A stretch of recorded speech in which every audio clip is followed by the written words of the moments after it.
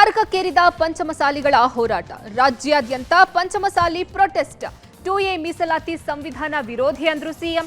ಸಿದ್ದರಾಮಯ್ಯ ಲಿಂಗಾಯತ ವಿರೋಧಿ ಅಂದ್ರು ಶ್ರೀಗಳು. ಪಂಚಮಸಾಲಿ ಕಿಚ್ಚಿಗೆ ಬಿಜೆಪಿ ಬೆಂಬಲ. ಲಾಠಿ ಚಾರ್ಜ್ಗೆ ಕಾಂಗ್ರೆಸ್ ನಾಯಕರ ಸಮರ್ಥನೆ. ವಯನಾಡಿನಲ್ಲಿ 100 ಮನೆ ಕಟ್ಟಿಸಿಕೊಡುತ್ತೇವೆ. ಸಿದ್ದರಾಮಯ್ಯ ಪತ್ರಕ್ಕೆ ಸಿಡಿದ ಕೇಸರಿ ಪಡೆ. ಎಲ್ಲವನ್ನ ನೋಡ್ತಾ ಹೋಗೋಣ ಕರ್ನಾಟಕ ಟಾಪ್ 20ಯಲ್ಲಿ. 2A ಮೀಸಲಾತಿಗಾಗಿ ರಾಜ್ಯಾದ್ಯಂತ ಪಂಚಮಸಾಲಿಗಳ ಹೋರಾಟ ಜೋರಾಗಿದೆ. ಇದೇ ವಿಚಾರಕ್ಕೆ ಸಂಬಂಧಪಟ್ಟಂತೆ ವಿಧಾನ ಪರಿಷತ್ನಲ್ಲಿ ಸಿದ್ದರಾಮಯ್ಯ ಉತ್ತರಿಸಿದ್ದಾರೆ. ನಾನು ಯಾರಿಗೂ ಹೆದರಲ್ಲ, ಯಾರನ್ನೂ ಹೆದರಿಸಲ್ಲ ಅಂದಿದ್ದಾರೆ. ಪಂಚಮಸಾಲಿ ಸಮುದಾಯ 3Bಯಿಂದ 2Aಗೆ ಸೇರಿಸೋಕೆ ಹೋರಾಟ ಮಾಡ್ತಿದ್ದಾರೆ. 2 ಬಾರಿ ಸ್ವಾಮೀಜಿ ಮತ್ತು ಇತರೆ ಮುಖಂಡರ ಸಭೆ ಕರೆದಿದೆ. ಪ್ರಜಾಪ್ರಭುತ್ವದಲ್ಲಿ ಹೋರಾಟ, ಪ್ರತಿಭಟನೆ ಮಾಡೋಕೆ, ನ್ಯಾಯ ಕೇಳೋಕೆ ಅವಕಾಶ ಇದೆ. ಅವರ ಮೀಸಲಾತಿ ಒತ್ತಾಯ ಸಂವಿಧಾನಕ್ಕೆ ವಿರುದ್ಧವಾಗಿದೆ ಅಂದ್ರು. ಇನ್ನು ಹಿಂದುಳಿದ ವರ್ಗದಲ್ಲಿ ಅವಕಾಶ ಕೇಳಿದ್ರೆ ಸಂವಿಧಾನದ ಪ್ರಕಾರ ನಡ್ಕೊಳ್ಬೇಕು. ಇಂದಿರಾ ಸಹಾನಿ ಕೇಸ್ನಲ್ಲಿ ಸುಪ್ರೀಂ ಕೋರ್ಟ್ ಪ್ರತಿ ರಾಜ್ಯದಲ್ಲಿ ಹಿಂದುಳಿದ ವರ್ಗಗಳ ಕಮಿಷನ್ ಇರಬೇಕು ಅಂತ ಹೇಳಿದೆ ಅಂತ ಉತ್ತರಿಸಿದ್ರು. 3Bಯಿಂದ 2Aಗೆ ಸೇರಿಸಬೇಕು ಅಂತೇಳಿ ಹೋರಾಟವನ್ನು ಮಾಡ್ತಾ ಇದ್ದಾರೆ. ನಾನು 2 ಬಾರಿ ಜಯ ಮೃತ್ಯುಂಜಯ ಸ್ವಾಮಿ ಮತ್ತು ಇತರ ಮುಖಂಡರುಗಳು ಸಭೆ ಕರೆದು ಅವ್ರು ಹೇಳಿದೆ, ನೋಡಿ ನೀವು ಹೋರಾಟ ಮಾಡೋದು ನಂದು ತಪ್ಪು ಅಂತ ನಾನು ಹೇಳಕ್ ಹೋಗಲ್ಲ, ಆದ್ರೆ ನೀವು ಇರ್ತಕ್ಕಂಥ ಒತ್ತಾಯ ಅದು ಸಂವಿಧಾನಕ್ಕೆ ವಿರುದ್ಧವಾಗಿದೆ. 2A ಮೀಸಲಾತಿಗಾಗಿ ಪಂಚಮಸಾಲಿಗಳ ಹೋರಾಟದ ಕಿಚ್ಚು ಮತ್ತಷ್ಟು ಜೋರಾಗಿದೆ. ಪಬ್ಲಿಕ್ ಟಿವಿ ಜೊತೆ ಮಾತನಾಡಿದ ಪಂಚಮಸಾಲಿ ಸಮಾಜದ ಜಯಮೃತ್ಯುಂಜಯ ಶ್ರೀ ಪ್ರತಿಭಟನಾ ನಿರತ ಪಂಚಮಸಾಲಿಗಳ ಮೇಲೆ ಲಾಠಿ ಚಾರ್ಜ್ ಮುಖಾಂತರ ಮಾರಣಾಂತಿಕವಾಗಿ ಹಲ್ಲೆ ಮಾಡಿಸಿ ಸಿಎಂ ಲಿಂಗಾಯತ ವಿರೋಧಿ ಎಂಬುದನ್ನು ಸಾಬೀತು ಮಾಡಿದ್ದಾರೆ. ಇದನ್ನ ಖಂಡಿಸಿ ರಾಜ್ಯಾದ್ಯಂತ ಹೋರಾಟ ಮಾಡುತ್ತೇವೆ. ಯಾರೋ ಶಾಸಕರ ಮಾತು ಕೇಳಿ ಹೋರಾಟದ ಹಕ್ಕು, ನಮ್ಮ ಹಕ್ಕುಗಳ ಪ್ರತಿಭಟನೆ ಹತ್ತಿಕ್ಕಲು ಇಂಥ ಕೃತ್ಯಗಳನ್ನು ಸ್ವತಃ ಮುಖ್ಯಮಂತ್ರಿ ಮಾಡ್ತಿದ್ದಾರೆ. ಮೀಸಲಾತಿ ಸಿಗುವವರೆಗೂ ಸಿಎಂ ಪಂಚಮಸಾಲಿಗಳ ಕ್ಷಮೆ ಕೇಳುವವರೆಗೂ ಹೋರಾಟ ನಿಲ್ಲುವುದಿಲ್ಲ ಎಂದು ಶ್ರೀಗಳು ಹೇಳಿದ್ದಾರೆ. ಲಕ್ಷಾಂತರ ಜನರ ಮೇಲೆ ನೀವು ಮಾರಣಾಂತಿಕ ಹಲ್ಲೆ ಮಾಡಿ ಇಡೀ ಜನರ ನಿಮ್ಮನ್ನ ಎಲ್ಲೇ ಒಂದು ನಿಮ್ಮ ಮೇಲೆ ಅಸಮಾಧಾನಗೊಂಡಿದ್ದಾರೆ, ನಿಮ್ಮ ಮೇಲೆ ಆರೋಪ ಬಂದಿದೆ. ಆರೋಪ ಮುಚ್ಚಾಸ್ಲಿಕ್ಕೋಸ್ಕರವಾಗಿ ಜನರನ್ನ ಮನಸ್ಸನ್ನು ಬೇರೆಡೆ ಸೆಳೆಯೋಕ್ಕೋಸ್ಕರವಾಗಿ ಈ ರೀತಿ ಸುಳ್ಳಕತ್ತೀರಿ. ನಿಮ್ಮ ಏನೇ ಮಾತುಗಳು ನಮ್ಮ ಜನ ನಂಬಕ್ಕೆ ಸಾಧ್ಯ ಇಲ್ಲ. ನೀವು ಕೊಡ್ತಿರಲಿ ಕೊಡಲ್ಲ ಅಂತ ಹೇಳ್ಬಿಟ್ರಲ್ಲಿ ಮುಗಿದೋಗ್ತೀನಿ ಮೇಲೆ.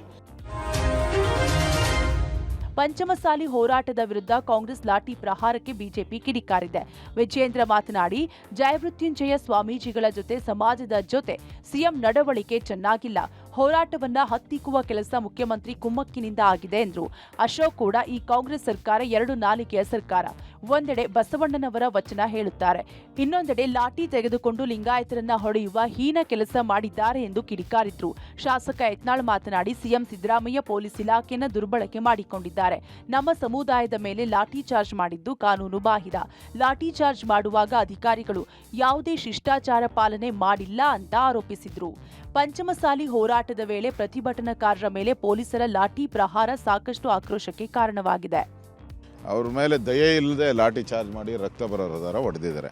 ನಿನ್ನೆ ನಡೆದಿರುವಂಥ ಘಟನೆ ಇಡೀ ಸರ್ಕಾರ ತಲೆ ತಗ್ಸುವಂಥ ಘಟನೆ. ಪೊಲೀಸ್ ಅಧಿಕಾರಿಗಳು ಏಕಾಏಕಿ ಯಾರ ಆದೇಶದ ಮೇಲೆ ಲಾಠಿ ಚಾರ್ಜ್ ಮಾಡಿದ್ದಾರೆ. ಇವತ್ತು ಅಮಾಯಕರ ಮೇಲೆ ಲಾಠಿ ಚಾರ್ಜ್ ಅನ್ನ ಮಾಡೋದಕ್ಕೆ ಆದೇಶ ಮಾಡಿ ರಾಜ್ಯದ ಮುಖ್ಯಮಂತ್ರಿಗಳನ್ನ ಆಗ್ರಹವನ್ನ ಮಾಡ್ತಾ ಇದ್ದೇವೆ. ಯಾವ ಕಾರಣಕ್ಕಾಗಿ ಇವತ್ತು ಲಾಠಿ ಚಾರ್ಜ್ ಅನ್ನ ಮಾಡಿಸಿದೆ ನಿಮ್ಮ ಕಾಂಗ್ರೆಸ್ ಸರ್ಕಾರ? 2A ಮೀಸಲಾತಿಗಾಗಿ ಹೋರಾಟ ನಡೆಸುತ್ತಿರುವ ಪಂಚಮಸಾಲಿಗಳ ಮೇಲೆ ಲಾಠಿ ಚಾರ್ಜ್ ಖಂಡಿಸಿ ಬಿಜೆಪಿ ಪ್ರತಿಭಟನೆ ನಡೆಸಿತು. ಬೆಳಗಾವಿಯ ಸುವರ್ಣಸೌಧದ ಅಂಬೇಡ್ಕರ್ ಪ್ರತಿಮೆ ಎದುರು ಬಿಜೆಪಿ ರಾಜ್ಯಾಧ್ಯಕ್ಷ ವಿಜಯೇಂದ್ರ, ವಿಪಕ್ಷ ನಾಯಕ ಅಶೋಕ್ ನೇತೃತ್ವದಲ್ಲಿ ಹೋರಾಟ ನಡೆಸಲಾಯಿತು. ಸರ್ಕಾರದ ವಿರುದ್ಧ ಧಿಕ್ಕಾರ ಕೂಗಿ ಬಿಜೆಪಿ ನಾಯಕರು ಆಕ್ರೋಶ ಹೊರಹಾಕಿದ್ರು. ಸಿಎಂ ಪಂಚಮಸಾಲಿ ಸಮುದಾಯದ ಕ್ಷಮೆ ಕೇಳಬೇಕು, ಲಾಠಿ ಚಾರ್ಜ್ ನಡೆಸಿದ ಅಧಿಕಾರಿಗಳನ್ನ ಸಸ್ಪೆಂಡ್ ಮಾಡಬೇಕು, ಲಾಠಿ ಚಾರ್ಜ್ ಪ್ರಕರಣವನ್ನ ನ್ಯಾಯಾಂಗ ತನಿಖೆಗೆ ವಹಿಸಬೇಕು. ಪಂಚಮಸಾಲಿಗಳ ವಿಚಾರದಲ್ಲಿ ಸರ್ಕಾರ ಒಳಗೆ ಪ್ರೀತಿ, ಹೊರಗೆ ಲಾಠಿ ಧೋರಣೆ ತೋರಿಸುತ್ತಿದೆ ಎಂದು ಕಿಡಿಕಾರಿದ್ರು. ಇತ್ತ ಚಿಕ್ಕೋಡಿ ತಾಲೂಕಿನ ಯಡಿಯೂರು ಗ್ರಾಮದಲ್ಲಿ ಪಂಚಮಸಾಲಿಯ ಸಮುದಾಯದವರು ಟೈರ್ಗೆ ಬೆಂಕಿ ಹಚ್ಚಿ ಸರ್ಕಾರದ ವಿರುದ್ಧ ಆಕ್ರೋಶ ವ್ಯಕ್ತಪಡಿಸಿದ್ರು. ಯಡಿಯೂರು ಗ್ರಾಮದಲ್ಲಿನ ರಸ್ತೆ ತಡೆದು ಪ್ರತಿಭಟನೆಯನ್ನ ನಡೆಸಿದ್ರು. ಬಳಿಕ ಪ್ರತಿಭಟನೆಯ ಕಾವು ಹೆಚ್ಚಾಗ್ತಿದ್ದಂತೆ ಟೈರ್ಗೆ ಬೆಂಕಿ ಹಚ್ಚಿ ರಾಜ್ಯ ಸರ್ಕಾರದ ವಿರುದ್ಧ ಆಕ್ರೋಶವನ್ನ ಹೊರಹಾಕಿದ್ರು. ಇತ್ತ ಗದಗ, ಹುಬ್ಬಳ್ಳಿ, ಧಾರವಾಡದಲ್ಲಿ ಪಂಚಮಸಾಲಿ ಸಮಾಜ ಹೋರಾಟ ನಡೆಸಿತು. ಪಂಚಮಸಾಲಿ ಹೋರಾಟದ ವೇಳೆ ಪ್ರತಿಭಟನಾಕಾರರ ಮೇಲೆ ಪೊಲೀಸರ ಲಾಠಿ ಪ್ರಹಾರ ಸಾಕಷ್ಟು ಆಕ್ರೋಶಕ್ಕೆ ಕಾರಣವಾಗಿದೆ. ಇದೇ ವಿಚಾರಕ್ಕೆ ಡಿಸಿಎಂ ಡಿಕೆ ಶಿವಕುಮಾರ್ ಪ್ರತಿಕ್ರಿಯಿಸಿ, ಪ್ರಜಾಪ್ರಭುತ್ವದಲ್ಲಿ ಎಲ್ಲರಿಗೂ ಹೋರಾಟ ಮಾಡುವ ಹಕ್ಕಿದೆ. ಕಾನೂನು ಚೌಕಟ್ಟಿನಲ್ಲಿ ನ್ಯಾಯಬದ್ಧವಾಗಿ ಸಂವಿಧಾನ ರಕ್ಷಣೆ ಮಾಡಿಕೊಂಡು ಆದೇಶಗಳನ್ನು ಮಾಡಿದರೆ ಬಹಳ ಸಂತೋಷ ಎಂದರು. ಇತ್ತ ಪರಮೇಶ್ವರ್ ಕೂಡ ಪಂಚಮಸಾಲಿ ಪ್ರತಿಭಟನೆ ಅವರ ಹಕ್ಕು. 5,000 ಟ್ರ್ಯಾಕ್ಟರ್ಗಳನ್ನು ತೆಗೆದುಕೊಂಡು ಮುತ್ತಿಗೆ ಹಾಕಲು ಪ್ರತಿಭಟನೆ ಮಾಡಲು ಮುಂದಾಗಿದ್ರು. ಕಾನೂನು ಉಲ್ಲಂಘನೆ ಮಾಡಿ ಸುವರ್ಣಸೌಧಕ್ಕೆ ಮುತ್ತಿಗೆ ಹಾಕಲು ಹೋದಾಗ ಲಘು ಲಾಠಿ ಪ್ರಹಾರ ಮಾಡಿದ್ದಾರೆ. ಸ್ವಾಮೀಜಿ ಅವರು ಕಾನೂನು ಉಲ್ಲಂಘನೆ ಮಾಡಿದ್ದಾರೆ. ಲಾಠಿ ಚಾರ್ಜ್ ಮಾಡುವುದು ಅನಿವಾರ್ಯ ಆಗಿತ್ತು ಅಂತ ಸಮರ್ಥಿಸಿಕೊಂಡ್ರು. ಪ್ರಜಾಪ್ರಭುತ್ವದಲ್ಲಿ ಯಾರು ಬೇಕಾದ್ರೂ ಹೋರಾಟ ಮಾಡ್ಬೋದು. ಕಾನೂನು ಚೌಕಟ್ಟಿನಲ್ಲಿ ನ್ಯಾಯಬದ್ಧವಾಗಿ ಸಂವಿಧಾನವನ್ನು ರಕ್ಷಣೆ ಮಾಡಿಕೊಂಡು ಆದೇಶಗಳನ್ನು ಪಾಲನೆ ಮಾಡಿಕೊಂಡು ಮಾಡಿದ್ರೆ ನಮ್ದು ಬಹಳ ಸಂತೋಷ. 10,000 ಜನ ಸುವರ್ಣಸೌಧಕ್ಕೆ ಬರ್ತಾರೆ ಅಂದ್ರೆ ಲಾಠಿ ಚಾರ್ಜು ಮಾಡಬಾರ್ದು, ಮುತ್ತಿಕ್ಬೇಕಾ? Is that what is the advice from the opposition? ಯಾರು ಕೂಡ ಈ ರಾಜ್ಯದಲ್ಲಿ ಕಾನೂನನ್ನ ಕೈಗೆತ್ತಿಕೊಳ್ಳೋದಕ್ಕೆ ನಾವು ಬಿಡೋದಿಲ್ಲ. ಕೇರಳದ ವಯನಾಡಿನಲ್ಲಿ 100 ಮನೆ ಕಟ್ಟಿಸಿಕೊಡ್ತೇವೆ ಎಂದು ಕೇರಳ ಸಿಎಂಗೆ ಸಿದ್ದರಾಮಯ್ಯ ಬರೆದ ಪತ್ರಕ್ಕೆ ಬಿಜೆಪಿ ಕಿಡಿಕಾರಿದೆ. ಇಲ್ಲಿ ಶಾಸಕರು ಕ್ಷೇತ್ರದ ಜನಕ್ಕೆ ಮನೆ ಕಟ್ಟಿಕೊಟ್ಟಿಲ್ಲ ಅಂತೇಳಿ ಬಾಯಿ ಬಡ್ಕೊಳ್ತಿದ್ದಾರೆ. ಈಗಷ್ಟೇ ಪ್ರಿಯಾಂಕಾ ವಾದ್ರಾ ಗೆದ್ದಿದ್ದಾರೆ. ಆಗಲೇ ಕಾಂಗ್ರೆಸ್ ಭರಪೂರ ದಾನವನ್ನ ಕೊಡ್ಲಿಕ್ಕೆ ಮುಂದಾಗಿದೆ. ಯಾರದ್ದು ದುಡ್ಡು ಎಲ್ಲಮ್ಮನ ಜಾತ್ರೆ ಆಗಿದೆ. ಕಾಂಗ್ರೆಸ್ ಬಳಿ ಹಣ ಹೆಚ್ಚಾಗಿದ್ರೆ ಎಷ್ಟು ಬೇಕಾದ್ರೂ ಮನೆ ಕಟ್ಟಿಸಿಕೊಡ್ಲಿ, ಆದ್ರೆ ಇದು ನಮ್ಮ ತೆರಿಗೆ ಹಣದಲ್ಲಿ ಅಲ್ಲಿಯವರೆಗೆ ಮನೆ ಕಟ್ಟಿಸಿಕೊಡುವುದು ಎಷ್ಟರ ಮಟ್ಟಿಗೆ ಸರಿ ಅಂತೇಳಿ ಅಶೋಕ್ ಪ್ರಶ್ನಿಸಿದ್ರು. ಇನ್ನು ಸಿಟಿ ರವಿ ಮಾತನಾಡಿ, ಇದು ರಾಜಕೀಯ ಗುಲಾಮಗಿರಿಯ ಸಂಕೇತ ಅಂತ ಗುಡುಗಿದ್ದಾರೆ. ಅಕ್ಕಪಕ್ಕದವರಿಗೆ ಸಹಾಯ ಮಾಡೋ ತಪ್ಪಲ್ಲ, ಆದ್ರೆ ರಾಹುಲ್ ಗಾಂಧಿ ಹಾಗೂ ಪ್ರಿಯಾಂಕಾ ಪ್ರತಿನಿಧಿಸುವ ಕ್ಷೇತ್ರ ಅಂತ ಹೇಳಿ ಜಿಲ್ಲೆಗೆ ಮಾತ್ರ ಈ ರೀತಿ ಹೇಳುವುದು ರಾಜಕೀಯ ಗುಲಾಮಗಿರಿಯ ಸಂಕೇತ ಅಂತ ಹೇಳಿದ್ದಾರೆ.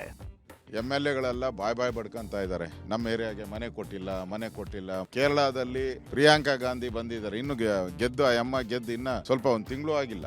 ಆಗಲೇ ಭರಪೂರ ದಾನಗಳನ್ನ ಕಾಂಗ್ರೆಸ್ ಸಿದ್ದರಾಮಯ್ಯನವ್ರು ಕೊಡ್ತಾ ಇರೋದು ನೋಡಿದ್ರೆ ಯಾರ್ದೋ ದುಡ್ಡು ಎಲ್ಲಮ್ಮನ ಜಾತ್ರೆ. ದುಡ್ಡು ಜಾಸ್ತಿ ಇದ್ರೆ ಕಾಂಗ್ರೆಸ್ ಪಾರ್ಟಿಯಿಂದ ಎಷ್ಟು ಬೇಕಾದ್ರೂ ಮನೆ ಕಟ್ಕೊಡಿ. ಇದು ನಮ್ ಟ್ಯಾಕ್ಸ್ ಪೇಯರ್ಸ್ ಅಲ್ಲಿಗೆ ಕೊಡುವಂಥದ್ದು ಎಷ್ಟು ಸರಿ?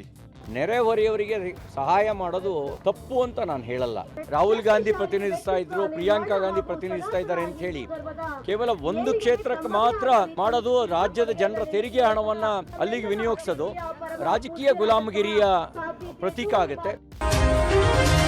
ಚಿತ್ರದುರ್ಗದಲ್ಲಿ ಖಬರ್ಸ್ತಾನ್ ಜಾಗ ಕಬಳಿಕೆ ಆರೋಪದ ವಿಚಾರಕ್ಕೆ ಸಂಬಂಧಪಟ್ಟಂತೆ ಸಚಿವ ಜಮೀರ್ ಅವರದ್ದು ಎನ್ನಲಾದ ಆಡಿಯೋ ವೈರಲ್ ಆಗಿದೆ. ವಕ್ಫ್ ಬೋರ್ಡ್ ಮಾಜಿ ಅಧ್ಯಕ್ಷ ಅನ್ವರ್ ಬಾಷಾ ವಿರುದ್ಧ ಇಮ್ತಿಯಾಜ್ ಮತ್ತಿತರರಿಂದ ಆರೋಪ ಕೇಳಿಬಂದಿತ್ತು. ಇಮ್ತಿಯಾಜ್ಗೆ ಸಚಿವ ಜಮೀರ್ ಅಹಮದ್ ಖಾನ್ ಕರೆ ಮಾಡಿದ್ದಾರೆ ಎನ್ನಲಾದ ಆಡಿಯೋ ವೈರಲ್ ಆಗಿದ್ದು, ಹೇಳಿಕೆಯನ್ನು ವಾಪಸ್ ಪಡೆಯುವಂತೆ ಸಚಿವರಿಂದ ಒತ್ತಡ ಹೇರಲಾಗಿದೆ. ಹೀಗಾಗಿ ತಕ್ಷಣ ಇಮ್ತಿಯಾಜ್ ತಮ್ಮ ಹೇಳಿಕೆಯನ್ನು ವಾಪಸ್ ಪಡೆದಿದ್ರು. ಅಲ್ಲದೆ ಅನ್ವರ್ ಬಾಷಾ ಬಳಿ ಕ್ಷಮೆ ಕೇಳು ಅಂತ ಹೇಳಿ ಸಚಿವರು ಒತ್ತಡ ಹಾಕಿದ್ದು, ಖಬರ್ಸ್ತಾನ್ ಜಾಗ ಕಬಳಿಕೆಯ ಪ್ರಕರಣವನ್ನು ಮುಚ್ಚಿ ಹಾಕಿದ್ರ ಜಮೀರ್ ಎಂಬ ಪ್ರಶ್ನೆ ಮುನ್ನೆಲೆಗೆ ಬಂದಿದೆ. ಇದಕ್ಕೆ ಬಿಜೆಪಿ ನಾಯಕರು ಕೂಡ ಆಕ್ರೋಶ ಹೊರಹಾಕಿದ್ದಾರೆ. ಜಮೀರ್ ಅಹಮದ್ ಇದಕ್ಕೆಲ್ಲ ಫೇಮಸ್. ಹಿಂದೆ ಪಹಣಿ ಎಲ್ಲ ಬದಲಿಸಿದ್ರು, ಅಧಿಕಾರಿಗಳಿಗೆ ಧಮಕಿ ಹಾಕಿದ್ರು ಅಂತ ಗುಡುಗಿದ್ದಾರೆ.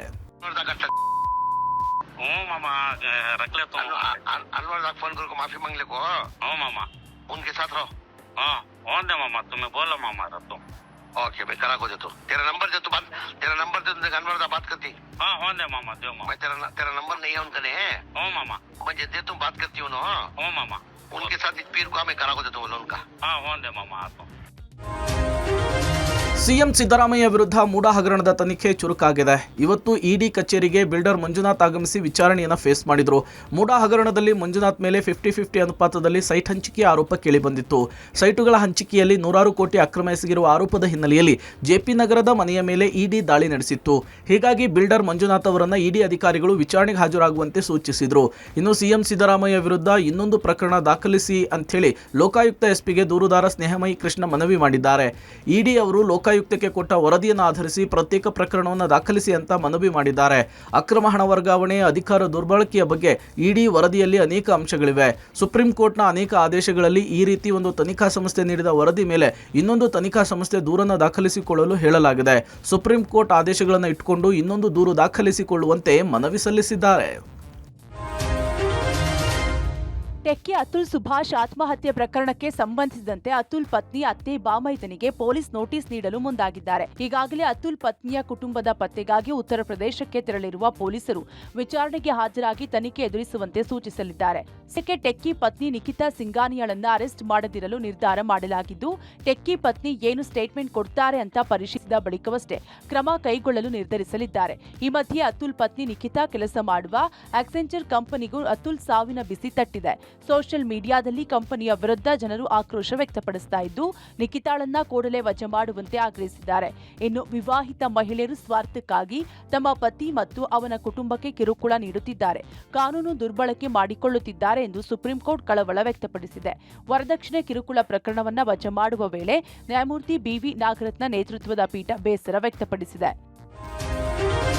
ಪತ್ನಿ ಕಿರುಕುಳ ಆರೋಪದಲ್ಲಿ ಆತ್ಮಹತ್ಯೆಗೆ ಶರಣಾದ ಟೆಕ್ಕಿ ಅತುಲ್ ಸುಸೈಡ್ ಕೇಸ್ ರಾಷ್ಟ್ರ ಮಟ್ಟದಲ್ಲಿ ಸದ್ದು ಮಾಡ್ತಿದೆ. ನ್ಯಾಯ ಬಾಕಿ ಇದೆ ಅನ್ನೋ ಪದವೊಂದು ರಾಷ್ಟ್ರ ಮಟ್ಟದಲ್ಲಿ ಇದೀಗ ಸದ್ದು ಮಾಡ್ತಿದೆ. ಅತುಲ್ ಸಾವಿನ ನಂತರ ಪುರುಷರಿಗೆ ನ್ಯಾಯ ಸಿಗಬೇಕು, ಪುರುಷರಿಗಾಗಿಯೂ ಕಾನೂನು ಬರಬೇಕು. ಕೇವಲ ಪುರುಷರು ಮಾತ್ರ ತಪ್ಪು ಮಾಡಲ್ಲ, ಮಹಿಳೆಯರು ಕಾನೂನುಗಳನ್ನ ದುರ್ಬಳಕೆ ಮಾಡಿಕೊಳ್ಳಬಾರದು ಎಂಬ ಕೂಗು ಹೆಚ್ಚಾಗಿ ಕೇಳಿ ಬರ್ತಿದೆ. ಜೊತೆಗೆ ಅತುಲ್ ಸಾವು ಇಡೀ ವ್ಯವಸ್ಥೆಯನ್ನೇ ಅಣುಕಿಸುತ್ತಿದೆ. ಅತುಲ್ ಪ್ರಕರಣದಲ್ಲಿ 9 ಕೇಸ್ಗಳು ಮಿಸ್ಯೂಸ್ ಆಗಿವೆ. ಪ್ರಮುಖವಾಗಿ ಇತ್ತೀಚಿನ ದಿನಗಳಲ್ಲಿ ವರದಕ್ಷಿಣೆ case, domestic violence case, child custody case, work pressure harassment ಹಾಗೂ ಮೇಂಟೆನೆನ್ಸ್ ಕೇಸ್ಗಳನ್ನ ಕೆಲ ಮಹಿಳೆಯರು ದುರುಪಯೋಗ ಪಡಿಸಿಕೊಳ್ತಿದ್ದಾರೆ. ಮಹಿಳೆಯರು ಕಾನೂನುಗಳನ್ನ ದುರುಪಯೋಗ ಪಡಿಸಿಕೊಂಡ್ರೆ ಅವರ ಮೇಲೆ ದಂಡ ಅಥವಾ ಶಿಕ್ಷೆ ವಿಧಿಸಬೇಕು ಎಂದು ಪುರುಷರ ಪರ ಹೋರಾಟಗಾರರು ಆಗ್ರಹಿಸಿದ್ದಾರೆ. ಇದು ಕ್ಲಿಯರ್ ಆಗಿ ನಮ್ಗೆ ಆಗ್ತಾ ಇದೆ. ಬಿಕಾಸ್ ಇದು ಮಿಸ್ಯೂಸ್ ಹೆಂಗೆ ಅಂದ್ರೆ ಸಫರಿಂಗ್ ಇಸ್ ಎ ಮ್ಯಾನ್. ಅವ್ರಿಗೆ ಒಂದ್ಸಾರಿ ಸಿಕ್ಕಾಕೊಂಡ್ಬಿಟ್ರೆ ಇಂಥ ಕೇಸಸ್ ನಲ್ಲಿ ಕೋರ್ಟ್ ನಲ್ಲಿ 5 ವರ್ಷ 8 ವರ್ಷ ಆದ್ರೆ ಅವ್ನ ಗತಿ ಏನೋ, 8 ವರ್ಷ ಅವ್ನ ಜೀವನ ಎಲ್ಲ ಯೂತ್ ಎಲ್ಲ ಹೋಯ್ತಲ್ವಾ. ಯಾರು ಮಿಸ್ಯೂಸ್ ಮಾಡ್ತಾರೋ ಅವ್ರಿಗೆ ಪನಿಷ್ಮೆಂಟ್ ಕೊಡಬೇಕು ಅಂತ ನಾವು ಹೋರಾಟ ಮಾಡ್ತಾನೆ ಇದ್ದೀವಿ. ಟೆಕ್ಕಿ ಅತುಲ್ ಆತ್ಮಹತ್ಯೆ ಕೇಸ್ ದೇಶಾದ್ಯಂತ ಸಂಚಲನ ಮೂಡಿಸಿದೆ. ಅತುಲ್ ಸಾವಿಗೆ ನ್ಯಾಯ ಕೊಡಿಸುವಂತೆ ಸಾಮಾಜಿಕ ಜಾಲತಾಣಗಳಲ್ಲಿ ಸಾಕಷ್ಟು ಪರ ವಿರೋಧ ಚರ್ಚೆ ಆಗುತ್ತಿದೆ. ಇದೇ ವಿಚಾರಕ್ಕೆ ಸಂಬಂಧಿಸಿದಂತೆ ಸಂಸದ ತೇಜಸ್ವಿ ಸೂರ್ಯ ಪ್ರತಿಕ್ರಿಯಿಸಿದ್ದಾರೆ. ನಾವು ಈ ಕುಟುಂಬಕ್ಕೆ ಸಂಬಂಧಿಸಿದ ಅನೇಕ ಕಾನೂನುಗಳನ್ನು ಪರಿಶೀಲಿಸುವ ಸಮಯ ಬಂದಿದೆ. ಲಿಂಗ ತಟಸ್ಥತೆಯ ಅಂಶವನ್ನ ಪರಿಚಯಿಸುವ ಸಮಯ ಬಂದಿದೆ. ಕುಟುಂಬ ಇಂತಹ ಸಮಸ್ಯೆ ಪರಿಹರಿಸದಿದ್ರೆ ಬಲವಾದ ಸಾಮಾಜಿಕ ಪರಿಣಾಮಗಳು ಎದುರಿಸಬೇಕಾಗುತ್ತದೆ. ಇಂತಹ ಪ್ರಕರಣಗಳ ಬಗ್ಗೆ ನಾವು ಯೋಚಿಸಬೇಕಿದೆ ಎಂದಿದ್ದಾರೆ. ಇತ್ತ ವೈವಾಹಿಕ ಜೀವನದಲ್ಲಿ 99% ಪುರುಷರದ್ದೇ ತಪ್ಪಿರುತ್ತದೆ ಎಂದು ನಟಿ ಹಾಗೂ ಸಂಸದೆ ಕಂಗನಾ ರಣಾವತ್ ಹೇಳಿಕೆ ನೀಡಿದ್ದು ಮತ್ತೊಮ್ಮೆ ವಿವಾದಕ್ಕೆ ಕಾರಣವಾಗಿದೆ. ಅತುಲ್ ಸುಭಾಷ್ ಆತ್ಮಹತ್ಯೆಗೂ ಮುಂಚೆ ಹರಿಬಿಟ್ಟಿರುವ ವಿಡಿಯೋ ಅವರ ಪತ್ನಿ ಯಾವ ಮಟ್ಟದಲ್ಲಿ ಕಿರುಕುಳ ನೀಡಿದ್ದಾರೆಂದು ತಿಳಿಯುತ್ತದೆ. ಆತನಿಂದ ಸಾಮರ್ಥ್ಯ ಮೀರಿ ಕೋಟ್ಯಾಂತರ ಹಣ ವಸೂಲಿ ಮಾಡಲಾಗಿದೆ ಎಂದು ಅಸಮಾಧಾನ ವ್ಯಕ್ತಪಡಿಸಿದ್ರು.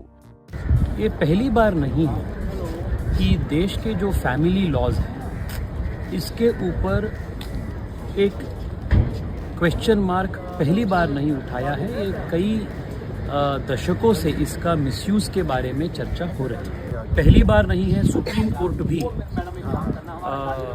IPC 498 जो पहले थे डाउरी हरासमेंट केस के IPC सेक्शन थे, उसके मिसयूज के बारे में भी कई सारे टिप्पणी अलग अलग जजमेंट्स में माननीय सुप्रीम कोर्ट में भी